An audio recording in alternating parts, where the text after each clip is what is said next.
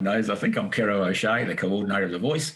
This evening, I'm delighted to officially welcome our patron and brand new Rotary International Director, Jessie Harman. Welcome, Jessie. Thanks, Kero. It's lovely to be with you. And I do feel like I'm here with friends, so it's lovely to see you all. Fantastic. But another important thing I do have to do is acknowledge the Whadjuk Noongar people who are traditional custodians of the land on which I'm hosting tonight's webinar. I acknowledge the strength of their continuing culture and offer my respects to elders past, present and emerging. Jessie, congratulations on ascending to your new role in Rotary. Can you tell us, please, what being a Rotary International Director entails? I think the simplest way to think about it, Kero, is just to think about any other organisation with a board. And I would imagine just about everybody in this room has been on the board of an organisation. And so the Rotary International Board is no different. You know, the board has the overarching responsibility for the sort of strategic direction, performance and compliance of Rotary as a whole, and that's the association of clubs, including Rotary and Rotaract clubs now, of course, as well as the secretariat, you know, the 800 staff in Evanston and the 7 regional offices. So the role of a director on the board is just as you would appreciate as a board member on other organisations. And whilst I am drawn from Zone 8, I am making decisions for Rotary as a whole. So I'm a representative from, not a representative of. So in effect, that's the board. It's 17 directors plus the president and president-elect.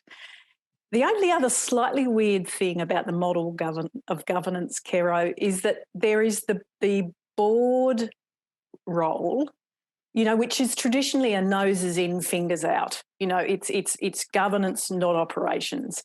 But there is one slightly operational element to the RI director's role, which is to support the regional leaders. So the Rotary coordinator, the Rotary Regional Foundation coordinator, public image coordinator and their team. So I have a governance role, and then this slightly weird, but I love doing it, Adrian, slightly weird operational element around supervising and supporting the regional leaders. But that's the role.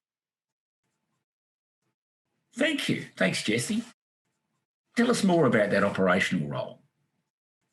Well, we have the regional leaders whose role it is to support and strengthen clubs, to promote Rotary's brand and image, particularly within the broader community, and also to support participation in the Rotary Foundation. And, you know, they're resource specialists. They're like the librarians in a school, if you will. They're there to connect governors and clubs and districts with the resources that governors and clubs need to do their jobs properly. So that's very clearly operational. There is also an expectation that the director will be the conduit between governors and the board, simply because there is that closer relationship.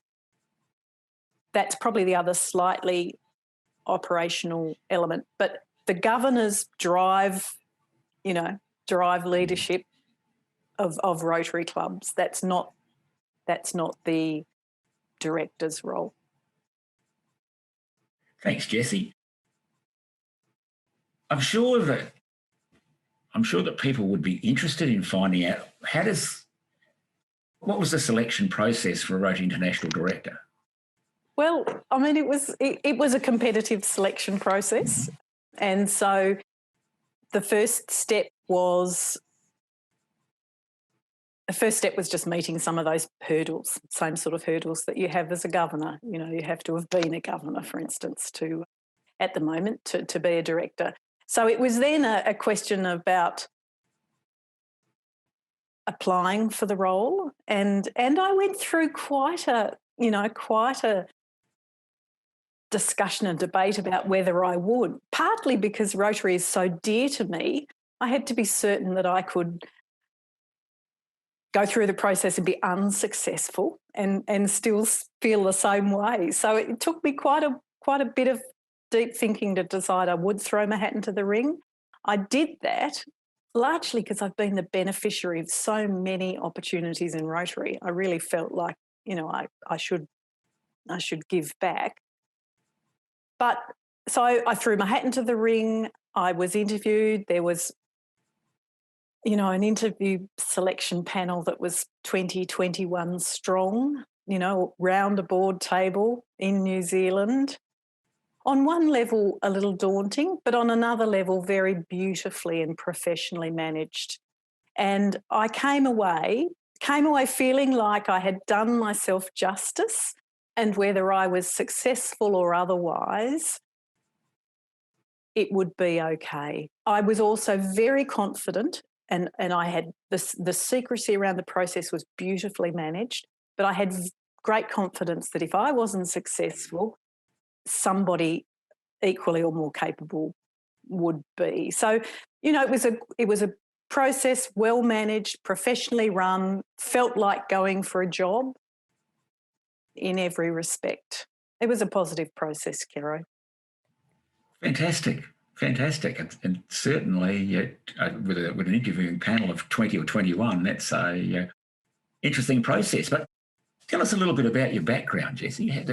You were a district governor at one stage, but you've done a lot of other jobs in Rotary. Yeah. So I joined a fabulous club. I joined when I was 32. I joined Rotary Club of Wendouree Breakfast. I walked into that club. It was 50-50 men and women, and the average age was about 35. And it wasn't until I went to District Assembly a couple of years later that I realised not every Rotarian was like that. So it was an interesting experience. But, you all know this. I was in the club and it got to be sort of my turn to be president, so I did that, and that was a fabulous experience. And then I thought, well, if that was great, I'll have a go at district governor. That was fabulous. You got to see Rotary at its shiny best. And then somebody said, would you? And I said yes, and I got the opportunity to be an assistant Rotary coordinator and a Rotary coordinator. And I was fortunate enough to get an opportunity to be involved in the GETS training and to coordinate that. And then that opened a door to doing the same thing at International Assembly.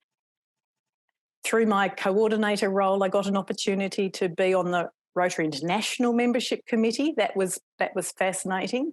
And then, got a chance to chair that. So, I've had lots of lovely opportunities through Rotary. And I suppose the advantage that I also had is that I was also building my career at the same time. So I've been able to use the skills that I've learnt in Rotary in my professional life, and I've used my professional life skills in Rotary. And it has been a fabulous journey. I had no idea when Rosie King said, come and join Wendouree Breakfast, that it would literally be life-changing. And without wanting to proselytise, it has been. It's been one of the best decisions I ever made. Sounds like it too. It sounds like it too. What an awesome contribution to Rotary. Well, that might be for others to judge. Well, I've certainly had lots of opportunities. Well, I've heard lots of people who I respect say some wonderful things about you, but before I get too glowing in that regard, I wonder at this stage whether it's worth looking at your vision for Rotary in Zone 8. As a brand new director on day one, I think there's this is the perfect time to ask that question. So what is your vision? What do you want to say? I think my vision is for a Rotary that is modern and responsive, that is diverse, that is very much focused on addressing, current and pressing issues.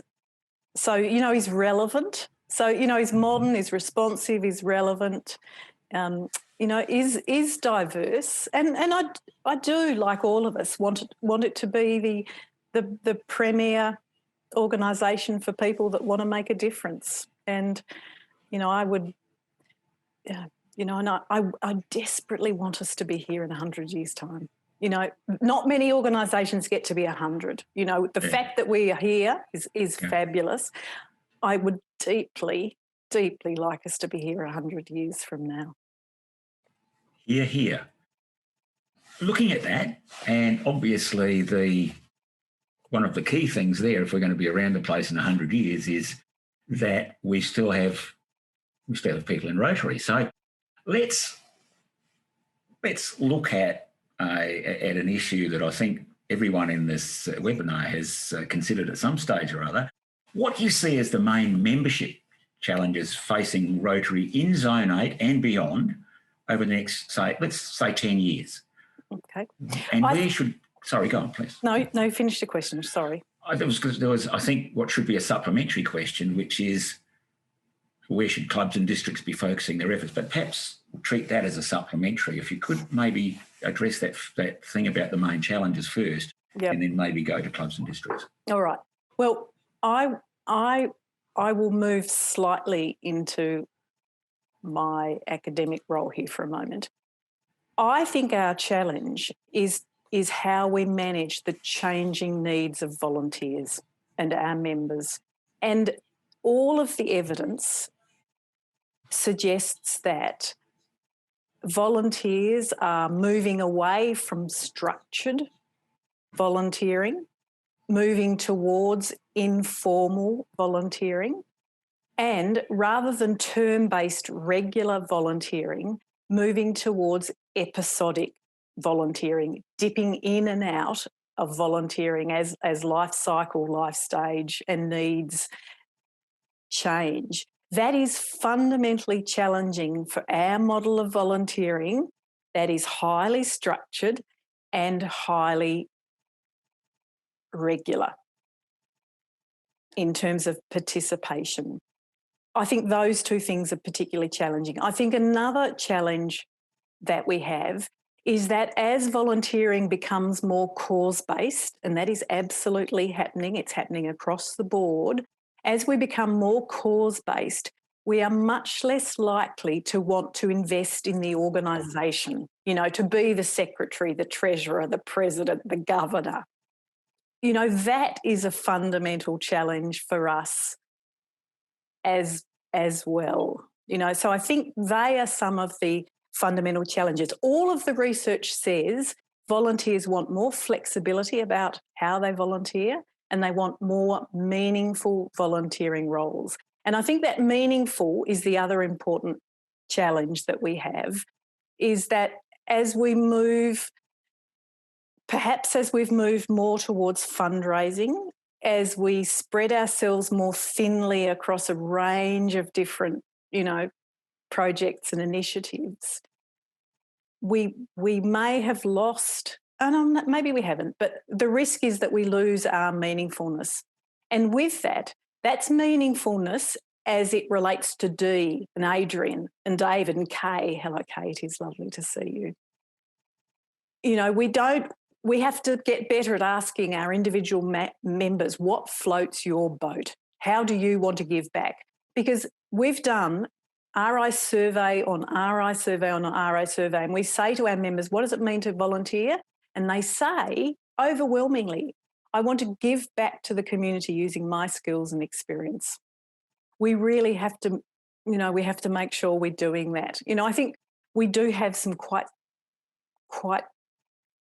significant challenges to address, Kero, and I think a lot of it is about the changing nature of volunteering and how we respond to that.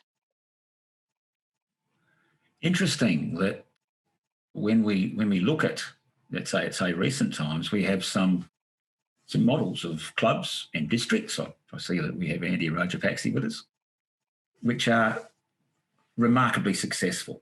And in the case, say, of the Adelaide model, a success that whereas some of our successes tend to be a bit of a flash in the pan where we have a big increase in members and we lose them.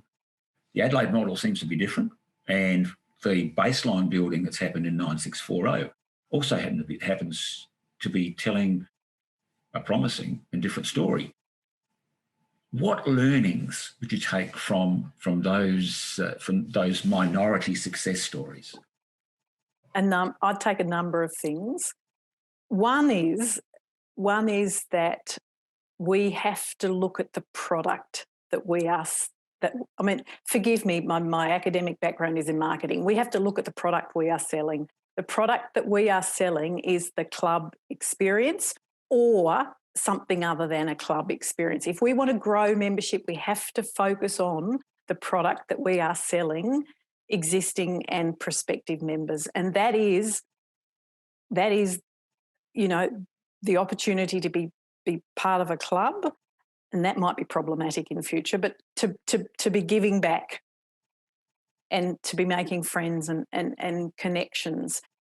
What the success that we're seeing, for instance, in Andy's district is telling us is that people want to volunteer in a whole different range of ways, and they want to be able to find a way that meets their needs. And a lot of the new style of clubs that are being developed, certainly by Andy, by Tom Gump in North America, by people all around the Rotary world, they're clubs that are very flexible, much more informally orientated, much less structured, almost to a degree. Let's bring the people together and see how they want to do Rotary. And I think there is great appetite at the moment from the board down to find new and different ways to do Rotary, at the coalface. And we just have to give it a go. We have to suck it and see. We have to give ourselves permission to fail. But we've had almost, 20 years of not starting any new clubs, sticking to this one particular club model. And it's important and it's dear to us, and there is nothing wrong with it. But alongside that great big tree, we need to plant seedlings. We need to have other versions of,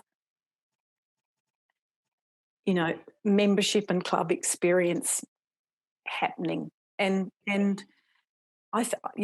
is every evidence that people want to volunteer and they want to give back to the community, and young people in particular. We just have to find the recipe that makes Rotary attractive to those people. I'm encouraged by two things that are probably in very recent times. One is the announcement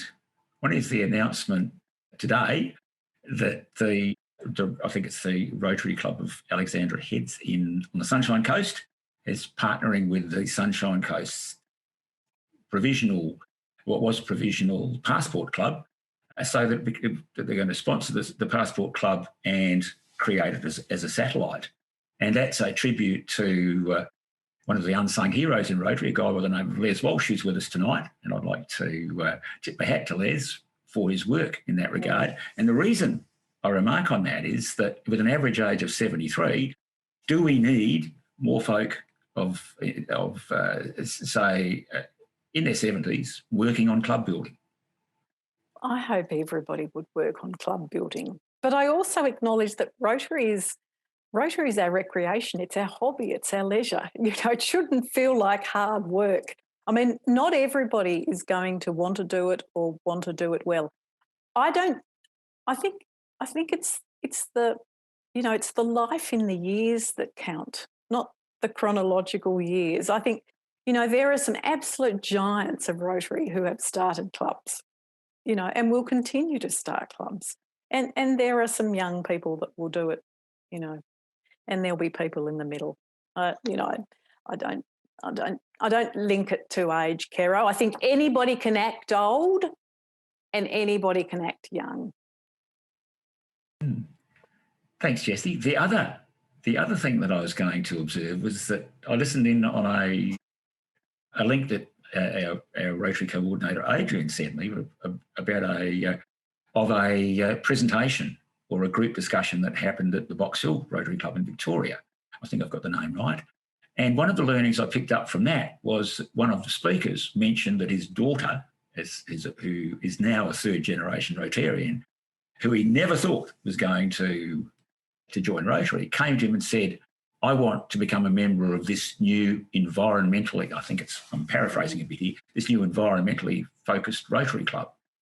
And the point he made was that we could market anything we like in terms of the products we already have, but that was a case of a product meeting that particular young person's need. Yep. Is that the kind of marketing that you're talking about? Well, I think it is. And these new types of clubs, they won't weaken Rotary.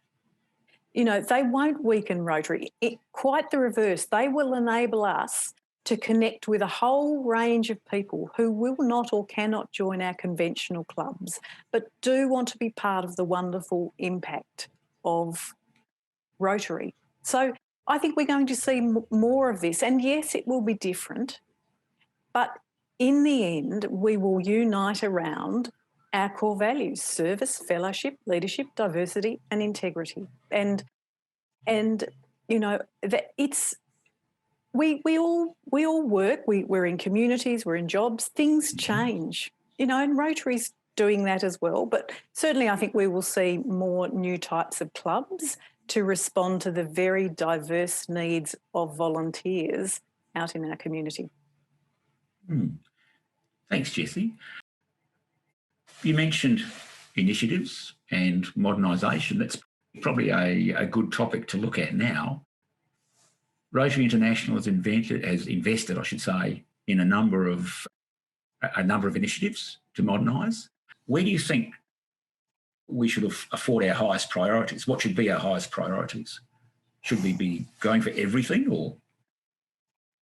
Okay, well, that's an interesting question. Obviously, we can't go for everything. We have, limited resources. I mean, there are a number of models, and let's put a couple of them on the table. There is the Shaping Rotary's Future committee that has produced or proposed a new governance structure to take the organisation forward. And that is very much focused around making leadership jobs more doable, enabling more support to clubs, making the path for young people into leadership roles more streamlined. It has a governance focus. So we have that coming out of not the board, but out of a committee of volunteers and Rotary International staff. We have our own Zone 8 Regionalisation Committee that's been working hard for 2.5 years to look at a range of things, not just governance and structure, but also other aspects of membership and culture and communications and the like. I think the case for change has well and truly been made. I don't think we need to keep talking about the need for change. I think we all get that. What we need to have now is a robust and respectful discussion and debate about the nature of that change. I think changing the governance model is necessary. I think the nature of volunteering is changing. There will be less people available to do that governance. Our attitudes to structure and formality and power relationships has changed. I think we need to change our governance model. But I absolutely think we need to focus just as much, if not more, on the product that we sell, and that is the club experience. We need to focus there. And the Shaping Rotary's Future people will say to me, and I believe them, that better governance, better leadership will in the end translate to better products, a better club experience. And I accept that, but I don't know that we can wait that long. So I am hoping that everybody in districts is thinking about making more member-centric clubs, enhancing the member experience, starting new types of clubs, just having a go. We are on a hiding to nothing if we do nothing, but we could make such a difference if we just have a go. And I will never criticise anybody for having a go, no matter what the outcome. Fantastic. Thanks, Jessie. The last 12 to 18 months has radically changed the range of operations of clubs through the pandemic, as a number have been compelled to move online and the like.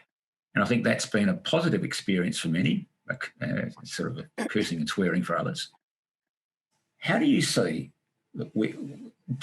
opportunities for us to leverage on technology to address the governance and administrative challenges that are changing in the form of volunteering is taking?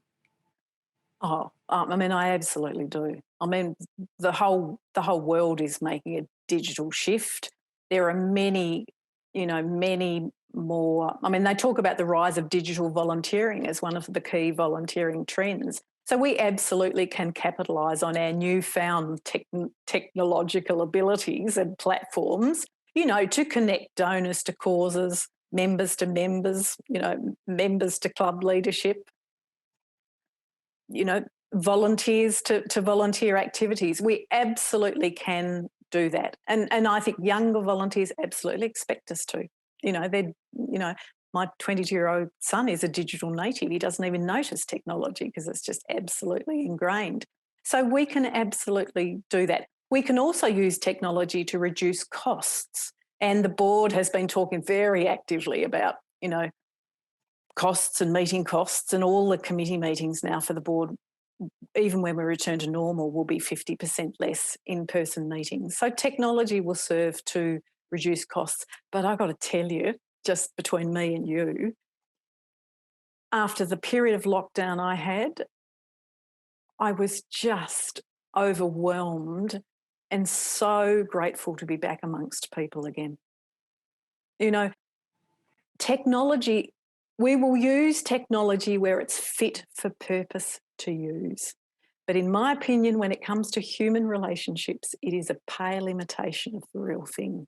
So, God willing, we won't lose the opportunity to connect. Personally, we will just use technology where it's really appropriate, sensible to do so. A good mix, I've found, and others have suggested, is that doing business online, say on Zoom and whatever, board meetings and whatever, is a good way to go. Yeah. But socialising is something that's best done face to face. Well, and I think we can do both. We couldn't do this. I couldn't be with you all if we weren't doing this. And what's more, this jolly pandemic has shown us that we can do it. 3 years ago we would have said, no, we can't meet over Zoom. Yeah, we can't do this.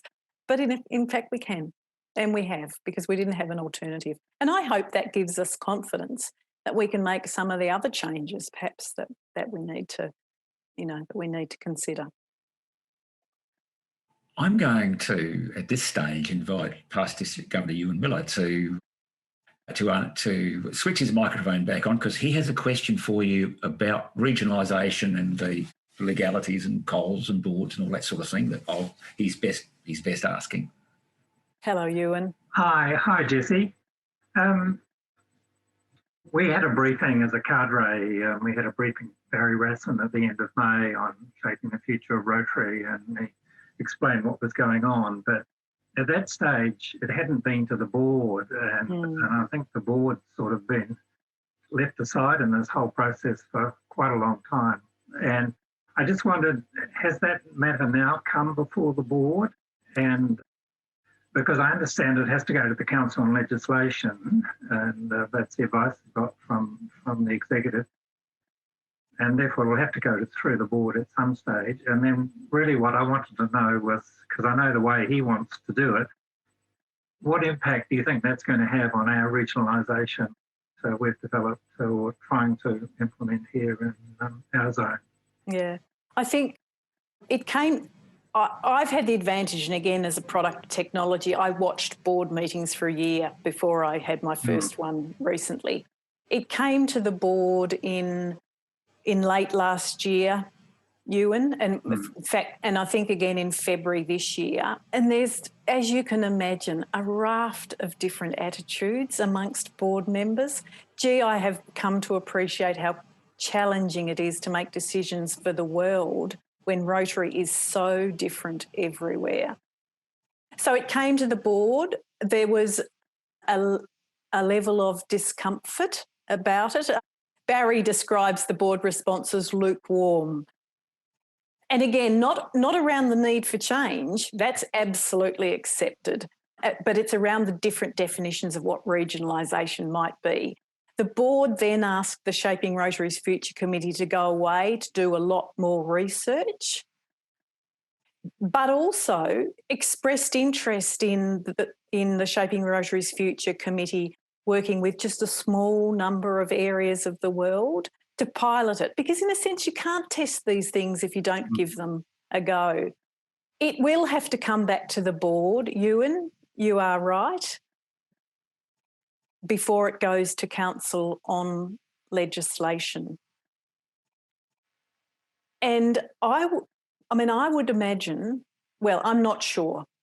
I will come back to you and lay my bets a little when I know a little bit more about it. In terms of what it does for the local regionalisation group, what's really exciting about the work they've been doing is that there's a whole raft of stuff that can be implemented gently without great big structural change. And I think just little wins build to bigger wins. And I would suspect that the local regionalisation group is pragmatic enough not to, well, I think what they've done is they've argued the case very articulately to the Shaping Rotary's Future Committee that we couldn't just move to no districts. You know, we have legal structures, they're there, they just can't be dismantled. It certainly can't be dismantled in the short term. So I'm conscious that group has articulated a sort of transitional model that would help the Shaping Rotary's Future get to where they want to go much further down the track. I think they'll work it out, Ewan, in a sense, but I will be interested to see how the board respond to it, because regionalisation does mean different things to different people on the board. At one level, it's as simple as more of the decision-making being delegated from the Evanston office to the local Sydney staff. At one level on the spectrum, it's there. On the other level of the spectrum, it's wholesale structural change. Yes, I've noticed that. I mean, Holger and Shaker don't seem to be as committed to this wholesale change that Barry wants, but they certainly feel that at the regional level there needs to be more independence and more separate authority. They seem to want to do that. But and I know that Barry at one stage wanted to have a whole lot of pilots, and the board suggested maybe a couple. And I know certainly they were thinking about Zone 8 as one of those pilots, and maybe RIBI as another. But is that still the thinking, or is that not yet then? Well, I mean, I guess this is my gig tonight, I suppose. I could defer to a couple of other people in the room that could talk about it as well. But the local regionalisation committee or group has kicked off today a series of stakeholder consultations based around the Shaping Rotary's Future model, the governance model that has a sort of regional council, clusters of clubs and section leaders, but retains the district structure, albeit with some reduced functions, particularly around that administrative area. So there's going to be a series of stakeholder consultations. They'll do it well. You know, David wouldn't settle for anything less. They'll do it well. They'll talk about it a lot. And I think clubs will vote, but it will be a genuine consultation. And in the end, clubs will vote about whether they want to pilot, a different governance structure. And that's very important. Thank you. Thanks, Jessie, and thanks, Ewan. Jessie, we've talked about membership and the significant issues there. There's an issue that's pretty key to membership, club development, and in fact, any form of major change that we want to invest in, and that's leadership. There's a very strong view, that by improving our leadership, we're going to improve our fortunes. But what would you see as the key attribute for this leadership development, and how should we develop current and future leaders? I think leaders. Far be it from me, but I think leadership is about having a vision, having confidence, having courage, taking risks, but taking people with you as you go, whether you do it from the front or behind. But just sharing that sense of let's move this thing forward. I think it is about having one eye on the future and one eye on the present and one eye firmly on the future. And in the context of a volunteering organisation, I think it is about humility, and it is about recognising that we are all volunteers. I think the challenge is that we have built jobs, particularly the governor job, but I suspect also the club president job, which are very administrative in their orientation, and I think that gets in the way of leadership. And I'm going to say something really controversial here too. I think visiting every single club in a district also gets in the way of strategic imperatives, because I think that is actually the least strategic part of the job. And I'm not convinced that we couldn't convince clubs that a really effective assistant governor visiting would be even more effective. But this is absolutely the time where we need leadership. And I don't think it's anyone's fault that we have some gaps. I think we've bred a role that is very managerial and very administrative. But Kero, I think that's something that we need to think about. And I think you're right. It's got to be taken up and addressed in the training. And having coordinated the training, I think in retrospect, I didn't do that well enough, but somehow we have to find a way to do it and perhaps declutter the RI curriculum a bit. And I say that waiting for a bolt of lightning, but I don't think it's going to come. Thanks, Jessie. Who's hoping that bolt of lightning isn't heading our way. So it's fair to say that, given what we face, probably it would be useful to perhaps consider what we ask our leaders to do, and with a view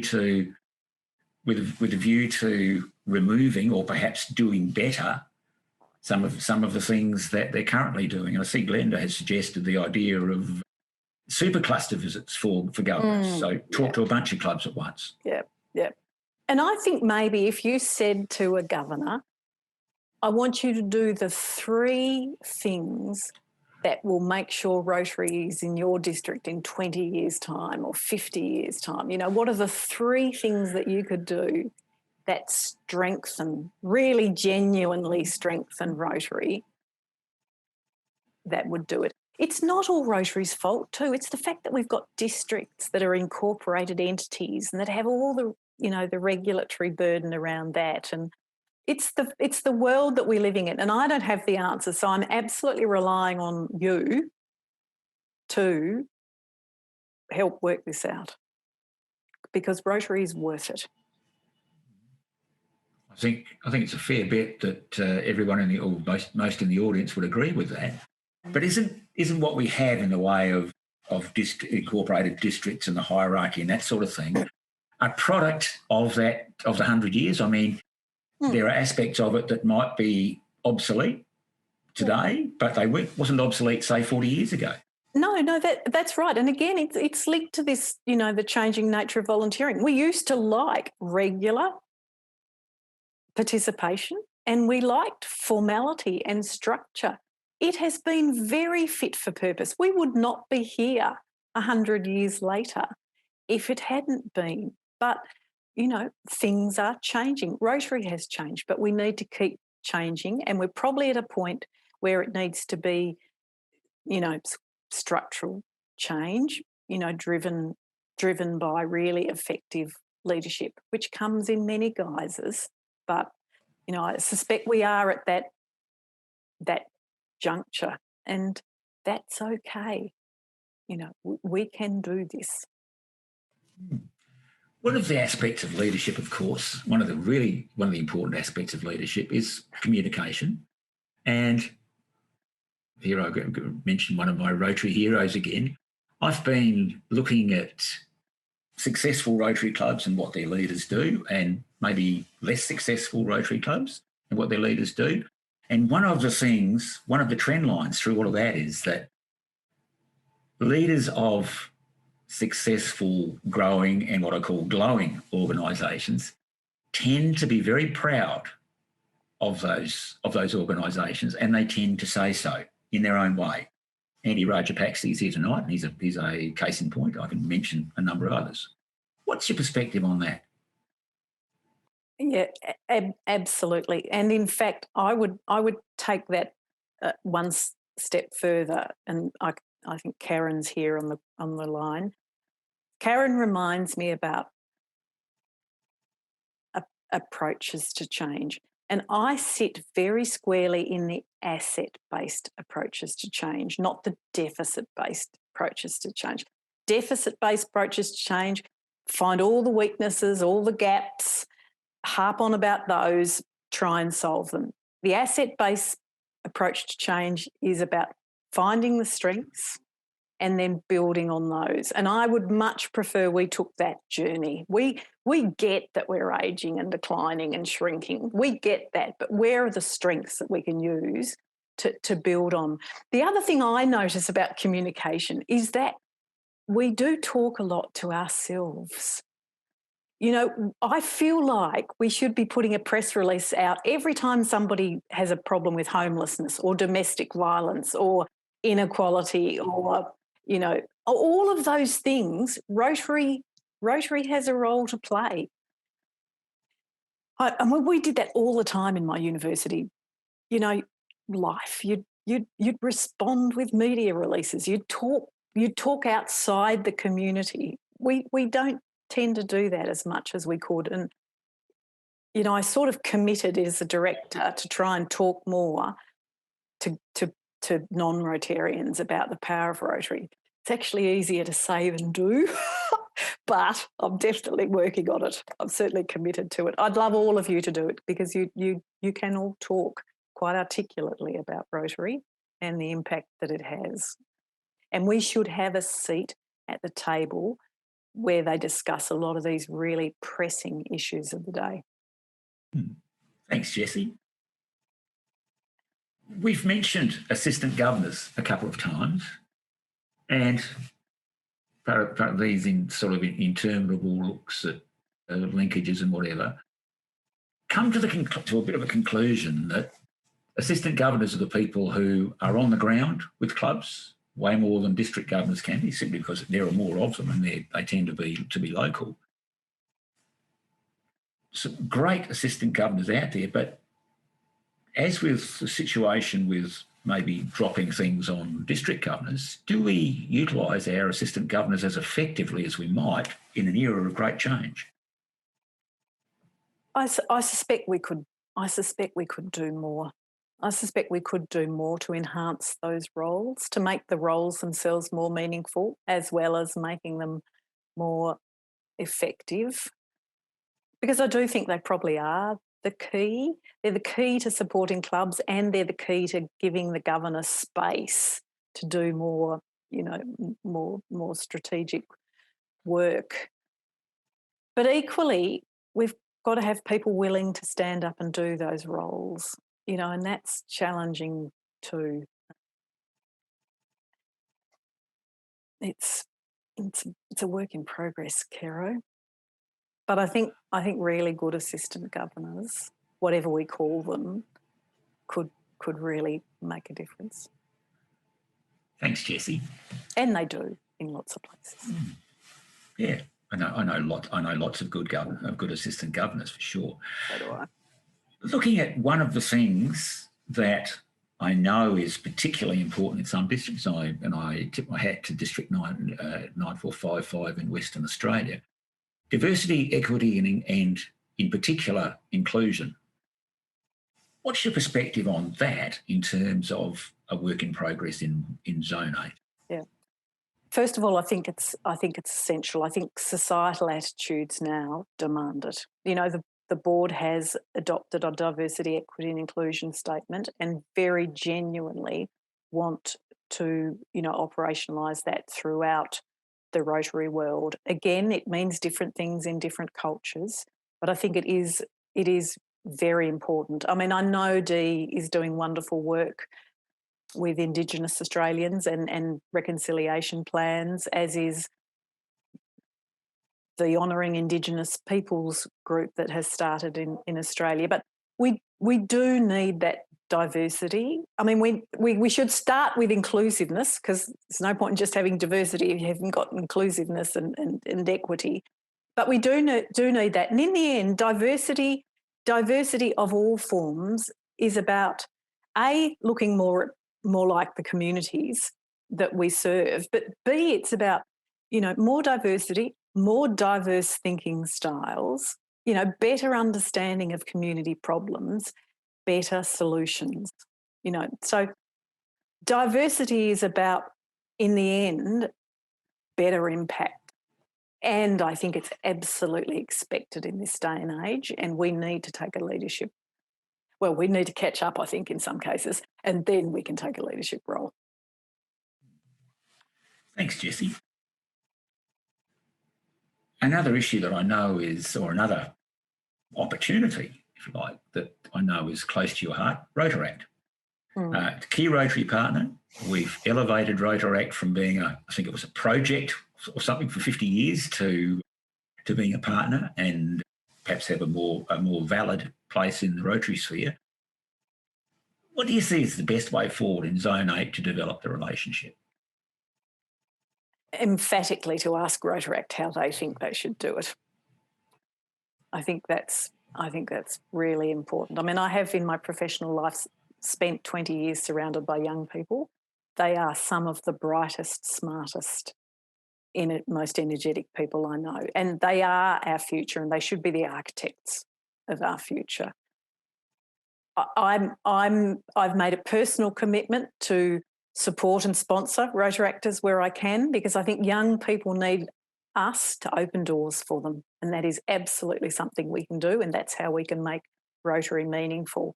I have received an offer from Rotaract to hold our national conference, our institute, in conjunction with theirs next year. I have every mind to say that's a wonderful thing and we should do it. We should be in the room together, side by side, working this out. And I think we should give Rotaractors access to foundation funds. I think they should have access to our leadership roles. But equally, I don't think they should just be another Rotary. I think we need to give them room to be Rotaract, to be Fanta alongside Coke, if you will, to be another option for particularly younger people who want to be with other people that are like them. So I think, Rotaract, again, is different everywhere in the world, but I'm excited about the prospect that Rotaract, I'm excited what they can bring to the table, but we also all need to listen to them. And sometimes that's tough. We've been there, we've done that, we've got scores on the board, but, I think in some cases we just need to sit down and shut up and let them have a go, which is rich. Me having lectured at you for 53 minutes now, I'm sorry about that. But I think we should ask Rotaractors how they think we should do it, and then we should listen. Thanks, Jessie. So the looking at the flip side of this, I mean, we've talked about young people, we've talked about diversity, equity, and inclusion. One of the learnings, and we had David Egan here tonight from members of Rotary Adelaide and part of the Rotary Adelaide remodelling. One of the learnings there was that by highlighting the achievements of older members and by helping them to have their day in the sun, that actually improved inclusion in the whole club, because those people sort of felt like something other than a sort of an elderly pot plant. How can we, given that we have such a large cohort of older Rotarians, this obviously has potential leverage. How do you see us working that with the other challenges? Well, it's interesting because I don't see it as either or. I see it as either and. You know, I think you know, families are made up of people of all ages. We are all here standing on the shoulders of the giants of Rotary that got us here, you know, and we need to recognise that. And heaven forbid we make them feel like they're excluded, because 95% of our membership would go overnight. I mean, we can't do that. We have to find ways to be able to work together. And I think on balance we can do that. And I think, you know, more products in the product range is one way to do that. Interesting, because I'm aware of an inclusion, of a major inclusion exercise that's kicking off, and that's one of the parameters, along with doing away with inappropriate behaviours and a bunch of other things to improve the total Rotary product. But that learning from Rotary Adelaide has been in there as well. Yeah, and it's been a wonderful example. I want to go somewhere that I know you are really passionate about, Jessie, and that's public image. Getting our story out there. You've touched on aspects of it tonight. How do we get better at telling our story to a non-Rotarian audience? Oh, Kero, you know, really in an ideal world I'd shut up and I'd just like to hear other people's views on everything that we've talked about tonight. I think partly it is about equipping our club members better to tell Rotary's story. So, I mean, the marketer in me, still the best marketing is word of mouth, you know, and I think we could do more to help our club members speak articulately about Rotary and what it does and the difference we make in the world. You know, I think it certainly is about using our socials, you know, and our digital media, and we are all getting better at that. You know, I lament that the whole conversation seems to be about brand compliance at the moment, but I think we'll get over that. You know, it is important, but it's not the be-all and end-all. I think we are, having said that, getting a much more compliant look about the brand, and I think that is actually a really positive thing. But I think so much can be done just by making sure that we have Rotary collateral, you know, where we do our service, you know, and just, you know, and wear a bit of the gear, you know, and just sing, you know, refresh all those Rotary assets around the town so that it all just does sing out with pride. You know, we're here, we're modern, you know, we matter. I think there's lots of things that we can do, you know, quite apart from those big picture things about, you know, having a national voice and, you know, and it's great that we've got Angela in Sydney now, our communication specialist in the Sydney office, and she's there to provide support and guidance. So it is one of the challenges, without a doubt, but we can do it.